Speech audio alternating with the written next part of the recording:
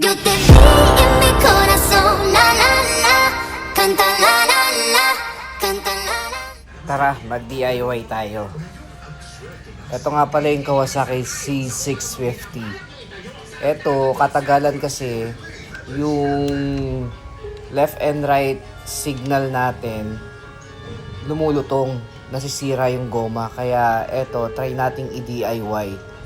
Ito kasi napansin ko, sira na yung kaliwang goma ng signal light ko. Kaya subukan natin palitan ng signal light. Tanggalin muna natin yung cover. Yan, tanggalin muna natin yung bolt. Subukan lang natin kasi kung kaya nating mapalitan. Kung hindi naman, pwede nating dalhin sa pagawaan. Kasi minsan, madali lang naman palitan. Pero kung hindi natin kaya, at least charge to experience na lang.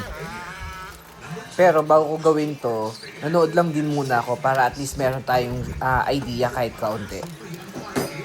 Ito, nabaklas na nga natin yung ibabaw. Bali, yung signal light na nabili ko, sa online ko lang nabili sa Shopee. Kaya pag gusto niyo magpalit din ng signal light, try nyo sa online kasi madami namang option doon kung anong klase ng unit yung motor ninyo. Kaya katulad nitong sa akin, ang pinili ko yung pang Kawasaki Z650. Tapos yung year model ng unit. Dito nakatanggal ko na nga pala yung kabilang side ng signal light. Bali, dyan sa kabila, tinatanggal ko yung tornilyo kasi magkabila niyan may tornilyo para mabaklas natin.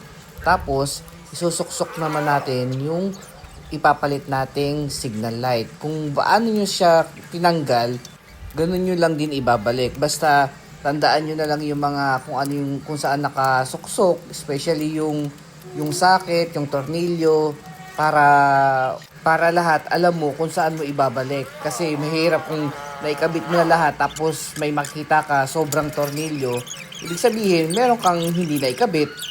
Kapag magdi-DIY tayo, medyo konting tiyaga lang kasi syempre hindi naman tayo bihasa sa pag-i-install kaya medyo mahihirapan tayo. Hindi katulad sa mga installer talaga, basic na basic lang sa kanila yan kaya ang dali nilang magawa. At least sinubukan natin, di ba? Kahit papaano, may matututunan tayo kung magawa natin o hindi. Kapag nagawa natin, sobrang satisfied. Pero pag hindi, kamot ulo na lang, dalhin sa pagawaan. Heto, halos patapos na tayo. Bali, yung kanang signal light na lang ang inayos natin dito. Tetesting natin to kung working siya o hindi. At eto na nga, tapos na tayo. Working ba o hindi? Left signal, right signal, hazard.